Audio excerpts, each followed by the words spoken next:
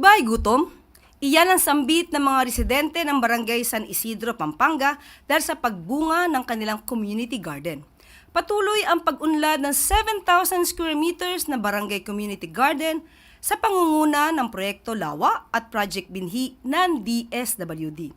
Tumungo si Welfare Secretary Rex Gatchalian sa Barangay San Isidro para kumustahin ang mga beneficiaries at samahan sila sa pagtatanim. Nilalayon ng mga proyekto na ito na gawing self-sufficient ang beneficiaries at matuto sila ng tamang paraan ng pagtatanim ng gulay. Sa ganitong paraan ay masisiguro ng buong barangay na may laman ang bawat hapagkainan. Alinsunod ito sa utos ni Pangulong Marcos Jr. na kada pamilyang Pilipino ay may sapat na masustansyang pagkain sa araw-araw. Dahil sa bagong Pilipinas, ang bawat pamilya ay mahalaga.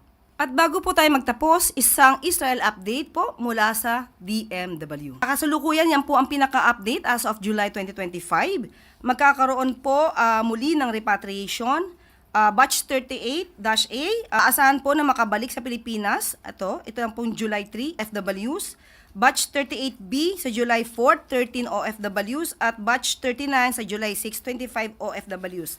Tandaan po natin, nagkaroon na po tayo ng 26 na na-repatriate na mga kababayan natin at ang 195 ay nagkakaroon pa po ng pagdadalawang isip kung sila po ay babalik sa Pilipinas. Pero tandaan po natin, nakita po natin sa ating screen, pati po ang pagtulong sa ating mga kababayan, makikita po.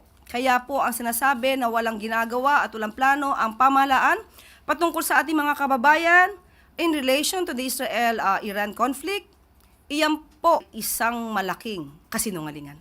At dito na po nagtatapos ang ating press briefing. Magandang araw para sa bagong Pilipinas.